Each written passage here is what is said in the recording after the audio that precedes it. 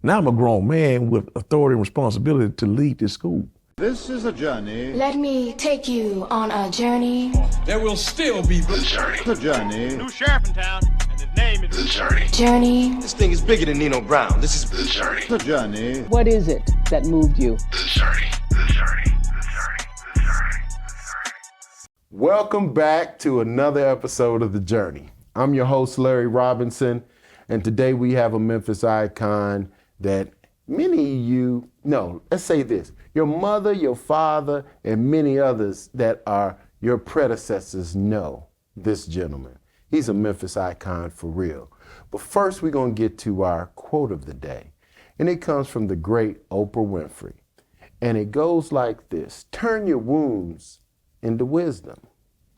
Basically what that's saying is life's gonna make, you're gonna scrape your knees, you're gonna fall down, bump your head, but let that be something that teaches you that you can still go forward, you can still move forward, but understand why you bumped your head, why you skint your knees. This brother had a similar situation. He was at Melrose High School, his dream job snatched away from him. But let me tell you a little bit about his background. He's straight out of Orange Mound, as I said, Melrose High School graduate. They call him a turnaround specialist. He's a motivational speaker. He's a team developer. This brother's a general manager of types, you know, to kind of pull the teams together. He's a graduate of UT Martin, where he pledged Kappa Alpha Psi, yo baby yo. And he's a doctorate in education, University of Memphis. He's an amazing father to Demi and Landon, an amazing husband to the great Dana Pointer. So without further ado, we're gonna welcome Brother Leviticus, or should I say Dr. Leviticus Pointer. What's happening, man? Hey, man, pleasure to be here. And he's a sharp dressed brother on top of that. He always, man, when you see Levi, he gonna be dressed from head to toe. So, how you doing, man? Everything's good. Everything's All right. great. Great, Okay. man. Good to be here. Good, I am Yeah. honored for you to be here. Yeah. So let me ask, Okay. go back, the Orange Mound. What you remember the early years, that when you was playing touch football in the middle of the street?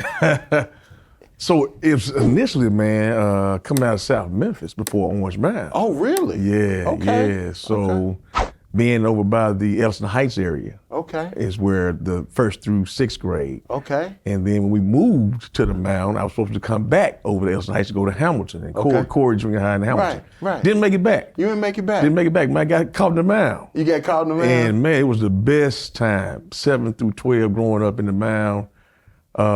Unbelievable. Really? Didn't know the rich history, but man, got a chance to really get involved in it. Okay. You know? Okay. So what do you mean get involved with it? What do you mean? So coming to junior high school, 7 through 12, making new friends and just navigating the waters, man, learning about the Mound, learning about the people. Okay. Then there was some icons that were there. Right. You know, I'm in 7th grade, they're in 12th grade. They're high schoolers, right? Right. And you get a chance to see like your William Bedfords and your Dwayne Browns and Elgin Perkins. Right. Bernard Mayfield's, man, growing up with those guys and then seeing them, being around them. Right. And they were taking you under the wing. Right. And that was the biggest part. Only child, no brothers, no sisters. Right. And these guys just took me in. Good. It's like, man, I can't leave them out. All right, so who outside of your parents and those in that household had the biggest impact on a young Levi? Oh, man, my 4th grade teacher, Miss Hazel Fletcher. Why? We were right next door to the Clue class, right next Okay. door by Lane Campbell, Oliver Okay. Johnson's sister, Okay. who taught at Dunn Avenue. And Clue was like supposed to be the optional brainiacs of the building, right? Right.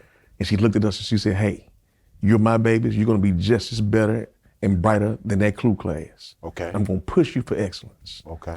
And her, being who she was a driving force. Okay. You know, caught up with her, man, when I joined St. Andrew AME. Okay. And I broke down and just cried like a baby because I hadn't saw her in so long Wow. and had a chance to have that experience with her as a grown man. Wow. To let her see her product. Right. And had a chance to speak at her funeral. You know, her son, Larry Fletcher, who's a fireman, said, man, my mom wants you to speak. And I was like, wow. That's a heck of a testimony. That's it. But yeah, Hazel Fletcher was one teacher. Robert Crawford, my art teacher. Okay. Legendary TSU. Yeah. You know, Oh, well, Rob and the Crawford. great Levon Bridges. Uh-huh. There's so many teachers, man, who poured in, who were real, who were genuine, and they demanded excellence, right? Even from the cafeteria manager, Ms. Eleanor Elkins. Right. Right, I was a cafeteria work study student. Okay. And she had us on point. We're going to come back. We're going to come back. We're going to come back. We went down memory lane. Yeah. Okay, so what decision did you make as a young person that ended up having a lifelong impact, even though you didn't know that as a young person? Oh, man, lifelong impact. And you can't use the fact that you stayed in the Mound. In the Mound. I think, man, walking away from trying to be an athlete, right? That was the norm. You know, we're gonna play football, basketball. Right. And I did it. Right. But, you know, that senior year, just saying, you know what, man, let me go another direction. Let me pursue something different. And, you know, some decisions that you try to make, Right. that you would try to make. And again, those older guys in the hood who were looking out for you. Right. Like, no, you can't do this. I'm not gonna let you do this. Right. Or push you in this direction. Right. I tried to do some things that I shouldn't have done back in the 80s. You understand? The Nino Brown days. We know the Nino Brown days. And when the right guy says, hey man, go to school and do that prep fraternity thing that you want to do. Right. And this guy paid my line fee. Right. That's powerful. Yeah. Well, you know, that's the thing. Back in the day, the neighborhood used to look out for you, and if they saw something in you, Right. they would say, nah, man, you ain't gonna do this over here. I got Exactly. this, you do that. Exactly. So how different are you from the person you dreamed you'd be as a child? Man, an only child, earning a doctorate degree. It was something that I never thought. You know, just being in the field of education, of course. What were your dreams? What did you think you would be? When you were looking back and you was laying in the bed looking at the ceiling, you know, what did you see? I wanted to be an Leviticus architect engineer. That was my dream job, right? Where did that come from? So my mom worked two jobs, and she would clean this building, this engineering building, and architect engineers, and these guys had all this stuff around on tables, just having conversations with them, going to help her clean the building, and seeing what they were doing. It's like, man, I can do that. And then I was blessed with the talent to draw, right? And so pushing that envelope, but my dream came true as an art teacher. You know, 3350 North Treasure, man. Those kids out there in the Bay, they put it on me, but they gave me the fortitude to be a great teacher. Wow. So, when did you know you were gonna be okay? When did you know you could do this thing called life? Surviving UT Martin. Best 5 years of my life. I mean, you know, it's a private white public institution. Right. But diversity. Right. Knowing how to deal with ethnicities. Right. Racial issues. You know, understanding where you stand on the campus. Right. Who you can become, who you can be. Right. And being that person. Being that contact, but then making those contacts at the administration building.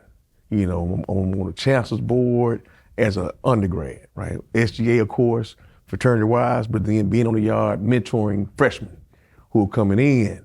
Right. Like, man, this is what you got to do. Don't do this.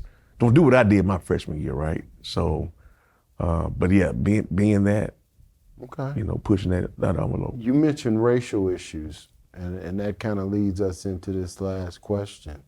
And I like to say, or ask you, when did you realize you was a black man? Oh man, you knew that early on. Hold on. Don't unpack it yet. We're gonna be right back. We're gonna be right back. And we're gonna grab Brother Levi's story around when he realized he was a brother. So I need you to stay right where you're at, because this is gonna get real hot in here. We'll be right back on The Journey. This is a journey. Let me take you on a journey. Success in life is not a straight line. There are twists and turns in everyone's life, and the more you know about their story, the more you'll understand the process. Kazuki Media Group proudly presents The Journey, a show that features successful black men in Memphis telling their stories of their lives and the ups and downs they've encountered on their ultimate road to success. We believe The Journey will encourage young men and help them see that life is a journey. Watch The Journey, hosted by me, Larry Robinson. Brought to you by the Kazuki Media Group in partnership with the Delta Boulé.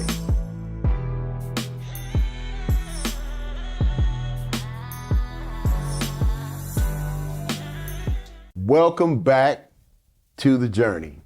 I'm your host, Larry Robinson, and today we have Dr. Leviticus Pointer. He ain't always been a doctor, but he's a doctor now. So we're going to find out how he got there. But first, I got to ask you, what's your superpower? Superpower? Yeah, what's your superpower? Man, What's that thing that you do better than anybody you know? I keep it 100% real. I think I'm the realest that you will see. Really? Man, What does that mean? I Keeping it the hard. realest. I love hard, and friends for me are everything, right? Okay. Again, growing up as the only child, you long for that. You know, that brother, that sister.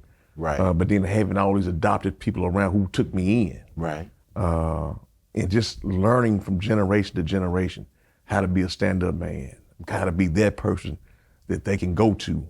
And they ask you for it, you get it done for them. Like my granddad instilled that in me. Okay. Yeah. So being an only child, what's the benefit of being an only child? The benefit, man, you get blamed for everything. Whether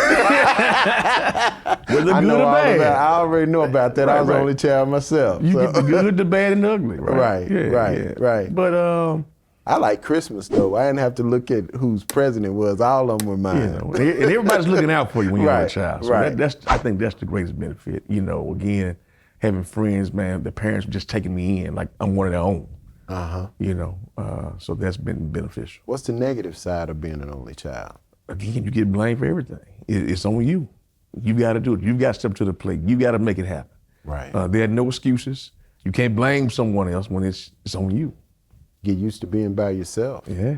Get used to being by yourself. All right. We're gonna go back to that moment you realized you were a black man. Yeah. Unpack that for us. My aunt tells me this story, man, it's crazy. So we were at Lamar and Sims at the Big Dip. And so we're getting something to eat. Okay. And this little kid, white kid, is hanging out the door. And he's calling my aunt, nigga. And I look at her and I said, hey, we black, we gotta take that. I can cuss him out. She said, well, where'd you learn to curse? I said, my mom. And from that point forward, it's like you start looking at things different as a kid. Your lens changes, right? You go to school, and we were that generation that we were bused from South Memphis to East Memphis. And so first grade teacher black, second grade teacher black, third grade teacher white. And you can see the disparity in how we were treated. And then they get bused, they come to South Memphis. It's like this thing is perpetuated. But I think it prepared me in my era for just understanding, man, we're different.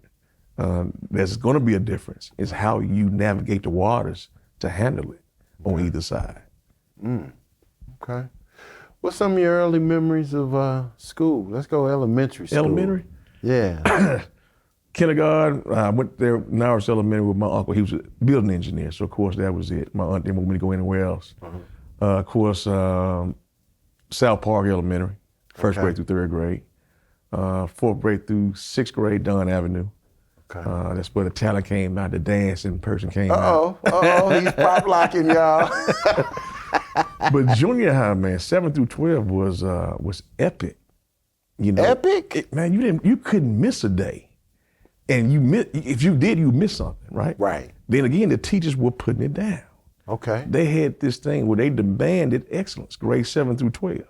Okay. And you had to perform. Even the thugs in the Mound were at school and could recite poems better than some of the scholars. You know, I had an 11th grade teacher, Mr. Eugene Pyle, and he would always say, you know, you're gonna be able to articulate in the King's English. Then you be able to stand in the hood and use whatever slang you can to survive, right? He pushed that excellence about us having common sense, street sense, book sense, not being knowledgeable. Right. And as his famous quote, expound and expatiate to the finest. Yes, sir. Wait a minute, hold on. You got to unpack that. Expound and expatiate. That means you can be very clear in what you say and how you say it to whatever crowd that you are addressing, and you make it happen. Whether you with the president or whether you with the gang leaders. To the extreme. Can you talk to the Baptist preacher? Can you talk to the white Pentecostal preacher? Right. Right. Okay. Yeah. Okay. So what role did Memphis play as a whole in your development? Big. Memphis, historic. I always think about, I met Dexter King in Atlanta. And when I said I'm from Memphis, I was very proud. He kind of looked at me and said, yeah, brother, I know you're proud. He said, but I'm not. And man, it left me just feeling empty. Like, man, we were the city where this man's dad was assassinated. And how we have not taken that gavel to make sure that our young men and young ladies understand the historical ramifications of what happened and how we progress and move the city forward. They've got to understand he was here for a reason. And man, it didn't get done. And we're still kind of dealing with it right now. Right. So yeah, that was a blow, but I took it as a learning moment. Right. Like, what can I do as a Memphian, as a man? And that was what pushed me getting an education. Right. Right. This question just dropped in my spirit. Why do you think God made you an only child? Man, that's a heavy question. Well, my mom said she didn't want mismatched kids. That's what she said. Okay. I mean, literally. And I had a stepdad who was sorry as all get out. Okay. Man, he did nothing for my mom. The only good thing he gave me was a little street sense. He was a street guy. I didn't want to be him, right? My mom worked 2 jobs. He didn't work. And that's why I stopped playing athletics. That's why I had to stop. I said, man, you know what? She's struggling these 2 jobs. She's been doing this since I was in elementary school. It's selfish of me to pursue this athletic thing and see her struggling. So I walked away and got my own job, man, did all my stuff. Wait a minute, wait a minute, Yeah. wait a minute. You walked away from playing youth sports, Yeah. High school. high school sports, Yeah. because your mom was working 2 jobs. Right. At the Med and cleaning banks. Okay. Yeah. Wow, that's very insightful Yeah. for a young man. Well, when you're only a child, Right. and you're becoming a young man, Right. you definitely want to see your mom mistreated, Right. right? And that was what I grew up with. Now, again, I had some strong uncles. I had a great uncle and an uncle who worked every day. I saw what they were doing, how they were taking care of the homes. I'm like, man, for my mom, I wanted something better. Okay. Like, hey, you can quit that second job. I'm good, Right. right? How has your experiences as an only child impacted the way that you father Demi and Landon? Well, my dad wasn't really there. We had just rekindled, right? I met him when I was probably 8. Been in the same city. I crossed cap with my sister, because I've got sisters and siblings on the side. Right. And she had said, your granddad's gonna pass. We wanna make sure that you know who knows who you are. And speed up, my dad and I, we're not the same church. Man, I don't even wanna know the history. At this point, he's concerned about my son and my daughter. It's all that matters, right? And we have a great relationship. But that only child thing, growing up, and for me, it's like I want to make sure that I'm there to raise my kids, that I can be that dad, that father, not only to my kids, but to my nieces and nephews. Right. And then to stand the gap for my students. Right. I got a group of young ladies that call me the dad for life. For bands. And so I try to keep up with them. Right. I got some young men I keep up with. Okay. When you make promises to kids, you got to keep your promise. Right. I always be in that corner, stand the gap for them. So that's that individualistic, independent, only child thing. Right. That I want to make sure that they know that, hey man, all the children, yeah, we're good. Right. Right. We're not spoiled. Yeah, we're not spoiled. Tell me about your career, man, because I see you have committed yourself to your friends, the neighborhood, the kids, but you found a career in education. Mm-hmm. And I also want to go back to the fact that you got your dream job of being the principal of Melrose, but it was literally snatched away from you in a public fashion, in a very public fashion. Yeah, all news media outlets. Right.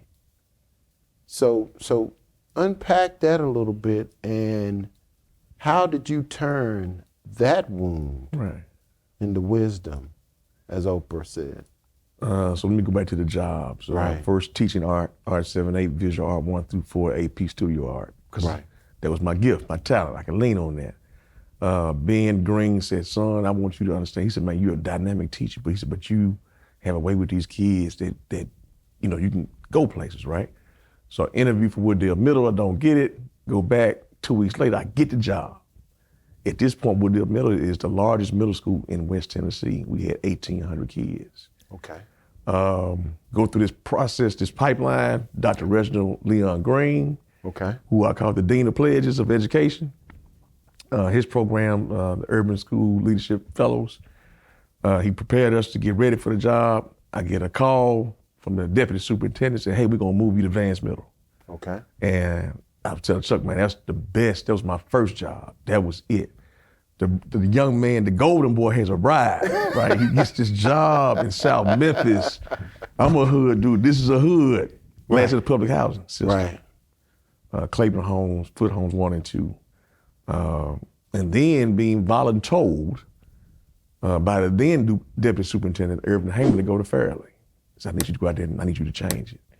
And really just changing the mindset of the kids in Fairleigh and Whitehaven. Railroad tracks, one set of railroad tracks separates those two kids, right? But turning that around. And then going home, waiting for my dream job. I get the dream job. But what I did learn, God has a sense of humor.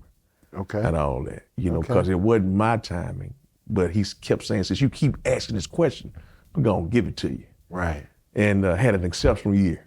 You know, the kids brought in, man, Larry, it's unbelievable. You were on cloud nine, brother. I'm talking about you for were real. on cloud nine. That's about the time we met when you were principal at Melrose. And the gangs are coming to school. Nobody's fighting. Enrollment is up. Kids are, you know, man, it was just great. Had buy-in. And a couple of teachers told me I was too student-centered. I said, but the kids are the reason that we have a job. I said, I have a personal commitment to this school, this neighborhood. My aunt still stay in the same house on Pfizer. Okay. So not only am I at the school, but I'm checking on my people, right? Then being kind of sort of related to everybody in the building. It was personal. Okay. You know, it wasn't just a job. But then there were some grown people who had hidden agendas. And at that point, I was not the same kid that I was in junior high when you coached me or when you met me in the Mound. Now I'm a grown man with authority and responsibility to lead this school and take care of these kids, but you're failing the kids during the 9 weeks so you can get paid for Saturday tutoring. I'm looking at the kids, these kids. Wait Yes, a minute, man. Hold up. Yeah. What'd you just say? Yeah. So we had teachers who were intentionally failing the kids during 9 weeks. So that they sign them up for Saturday tutoring so they can get paid. The teachers get paid. Extended year contracts. Yeah. So when you go in and you disrupt, you dismantle the corruptness that existed and you want me to be a part of that?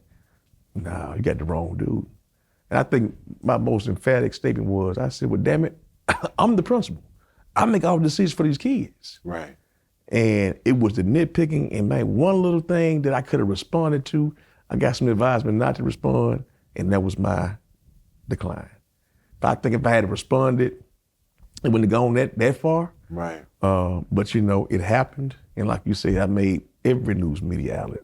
And it was devastating, man. You think about getting your dream job, trying to bounce back and get your name cleared, and it never happened, right? And you had to live with that.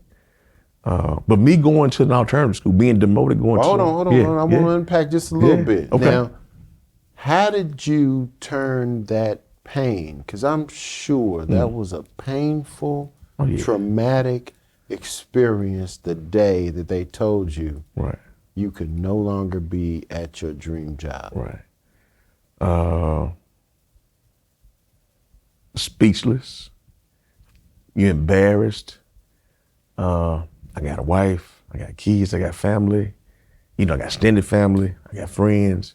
But I will say, man, there was a circle around me pushing me who believes, and man, I don't believe all that mess, man. you're gonna be all right. So it was the people you surrounded yourself with that helped you to go through Help me get through it. Yeah, I got some real true friends, man. As they say, your circle is your circle, and you will see who's with you. Right. In those times of trouble. Times of trouble, you'll see. Okay. Yeah. So you going back to Orange Mound in the 7th grade. You sitting there, you watching MTV, laughing, joking, watching, trying to mock the moves That's and it. whatnot. You might have been watching Rap City.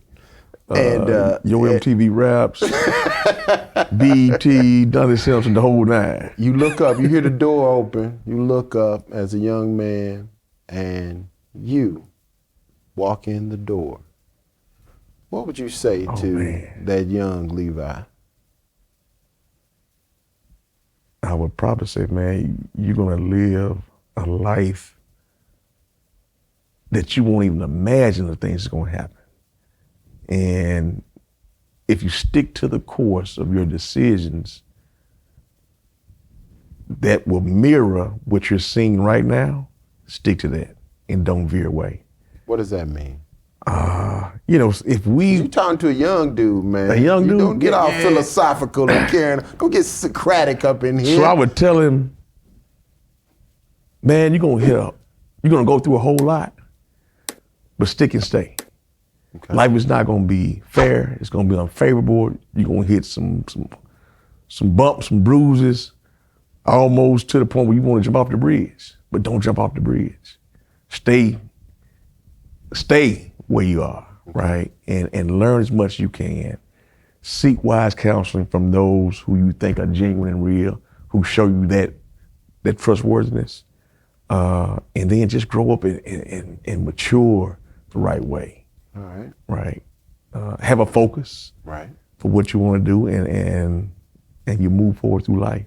Okay. For a young man. Right. Right. You speaking to all the 6th, 7th, 8th graders across the city. And I want you to look right in that camera and leave them with a Dr. Levi-ism. Middle school is a unique age, right? You're trying to figure out who you're gonna be, your character, your identity. I'm gonna tell y'all to keep it 100, real simple, real easy. As I would tell all my kids, I want you to be versatile and have options. You have to keep an A, a B, C, and a D, because when A doesn't work, what is plan B? If B doesn't work, what's C? C does not working, what is D? And sometimes you have to go to E. But this is how you navigate life. You plan, and if it doesn't work, it doesn't execute the way you want it to, then you bounce back and you say, okay, what was my secondary plan? I just want kids to have options, man. They have to have options to be versatile in this world. You're black, you're brown, and it's not gonna go in your favor. And so you got to be twice as good, 3 times as good in being great and being exceptional. You know, as I try to motivate, educate, and empower students across this district, and what I've done is, again, giving them somebody they can count on and somebody who can keep it real with them.